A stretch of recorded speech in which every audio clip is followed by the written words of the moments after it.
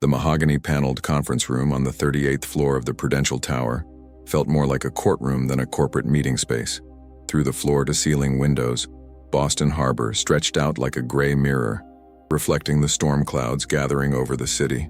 I sat at the polished table, my hands steady despite the tremor of anxiety running through my chest, staring at the contract that had been placed in front of me 20 minutes ago. My name is James Mitchell, and at 49 I've spent the last 15 years as senior financial analyst at Hartwell & Associates, one of Boston's most prestigious investment firms. The same firm where I'd uncovered discrepancies that kept me awake at night, where I'd discovered patterns that made my stomach turn, where I'd stumbled upon a truth that powerful people would kill to keep buried. The contract before me was elegant in its simplicity. A severance package worth $2, $3 million, a glowing recommendation letter, and a comprehensive non-disclosure agreement that would ensure my silence until the day I died. All I had to do was sign on the dotted line and walk away, wealthy and quiet. The room buzzed with the nervous energy of executives who had everything to lose. Richard Hartwell himself sat across from me, his silver hair perfectly styled, his expression a mask of professional concern. Beside him, Victoria Chen, our HR director, kept glancing at her watch as if timing a bomb. The other board members maintained their poker faces, but I could see the tension in their shoulders, the way their eyes avoided mine. They thought they had me cornered. They had no idea what I really knew. It had started 3 months ago with a simple audit request. The SEC was conducting routine compliance checks, and I'd been tasked with reviewing our client portfolio allocations for the past 5 years. Standard procedure, nothing unusual. I'd done dozens of these reviews before, finding minor discrepancies here and there. Rounding errors, timing differences, the kind of small irregularities that were part of any large financial operation. But this time was different. This time, the numbers didn't just fail to add up. They told a story that made my blood run cold. Hidden in the maze of transactions, buried beneath layers of legitimate trades and standard procedures, I'd found a pattern. Client funds being diverted through shell companies, phantom investments that existed only on paper, and a systematic siphoning of assets that had been going on for nearly a decade. We weren't just talking about accounting errors or regulatory oversights. We were talking about fraud on a massive scale. The discovery had hit me like a physical blow.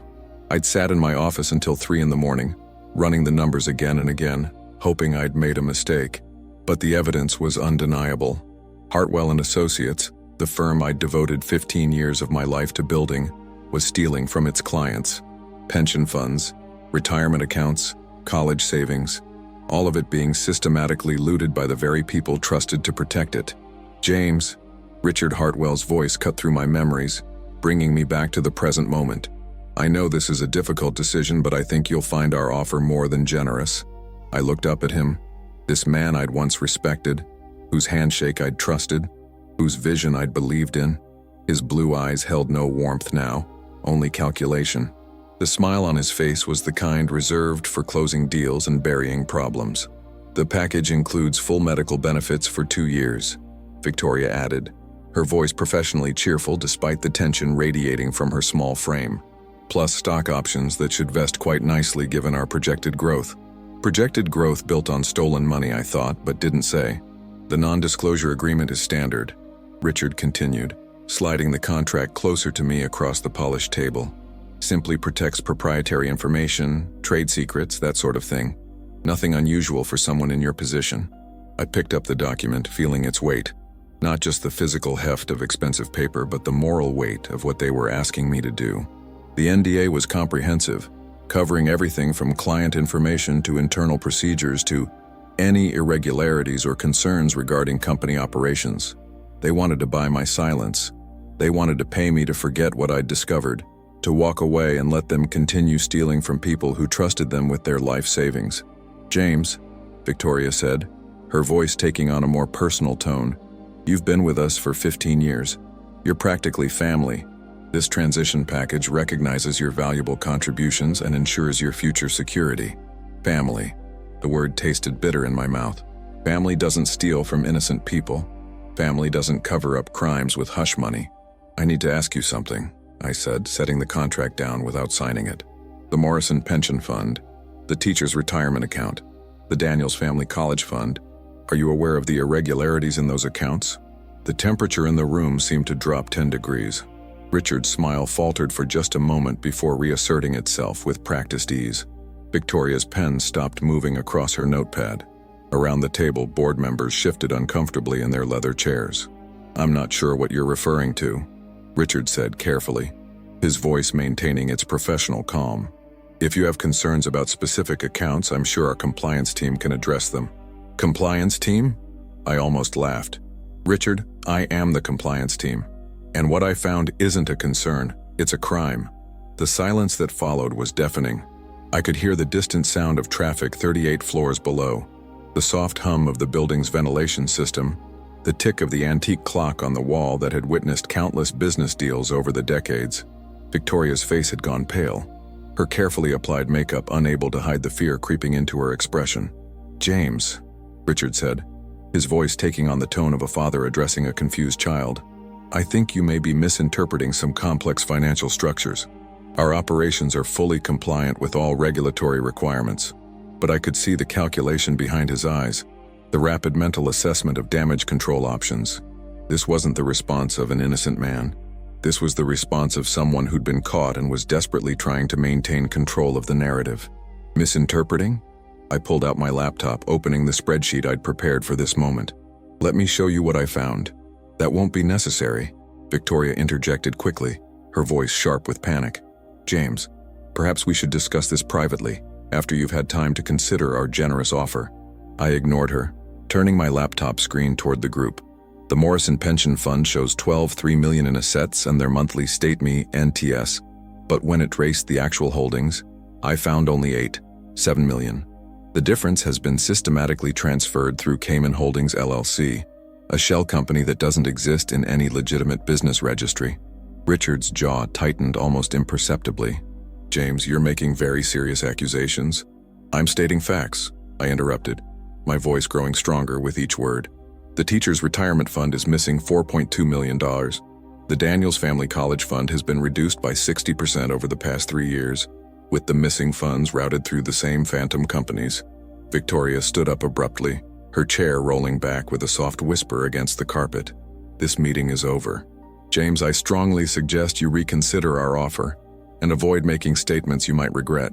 But I wasn't finished. 15 years of loyalty, of believing in this company's mission, of trusting these people with my career and my reputation. All of it had been built on lies. "How many families have you destroyed?" I asked, my voice quiet but carrying the weight of absolute conviction. "How many retirees are going to discover their life savings are gone? How many children won't be able to afford college because you stole their education funds?" The room was completely silent now, the only sound the rain beginning to patter against the windows. Richard leaned back in his chair, his mask of professional concern finally slipping to reveal something colder underneath. "James, you're clearly under a great deal of stress. Perhaps you should take some time off, get some perspective on these concerns of yours." "Concerns?" I stood up, my hands flat on the table, leaning forward with the intensity of someone who'd finally found their voice. "Richard, we're talking about $47 million in missing client funds. This isn't stress. This is evidence of systematic fraud." The number hung in the air like a bomb waiting to explode. I could see the impact on their faces, the widening of eyes, the tightening of jaws, the subtle shift in posture that comes when people realize their secrets have been exposed. "You don't understand the complexities of our investment strategies," board member Patricia Walsh said, her voice trembling slightly. "These are sophisticated financial instruments that don't exist." I cut her off. "I've traced every transaction, Patricia. The sophisticated financial instruments you're referring to are fake companies with fake addresses, processing real money that disappears into offshore accounts." Victoria was pacing now, her heels clicking against the hardwood floor like a countdown timer. "James, you're making a terrible mistake. The offer on the table is more than fair. Take it and walk away." "Walk away." I turned to face her, seeing the desperation behind her professional facade. "Victoria, do you have any idea what you're asking me to do? You want me to take blood money and pretend I never discovered that this company is built on theft?" "It's not theft," Richard said, his voice rising for the first time. "It's complex portfolio management that someone with your limited understanding might misinterpret." "Limited understanding?" I laughed. but there was no humor in it. "Richard, I have copies of everything. Bank records, transfer documents, correspondence between you and the shell companies. I know about the Cayman accounts, the Swiss deposits, the phantom investments that exist only to justify moving money offshore." The silence that followed was different from before. This wasn't the uncomfortable quiet of a difficult conversation.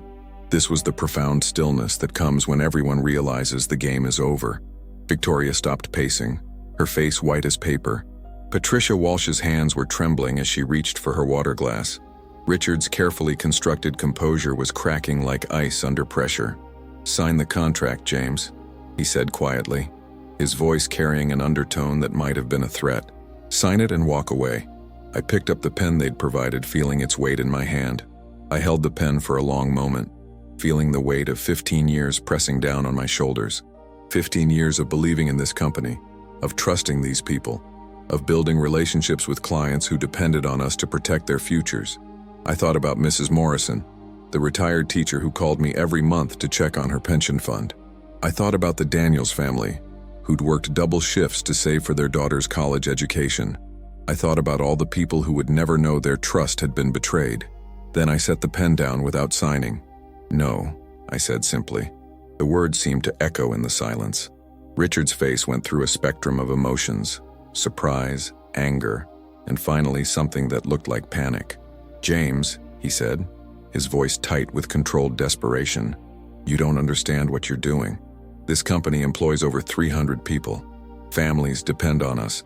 If you pursue this course of action, you'll destroy everything we've built."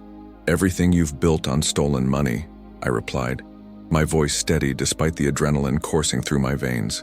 "Richard, those 300 employees deserve to work for a company that isn't committing fraud. Those families deserve to know the truth."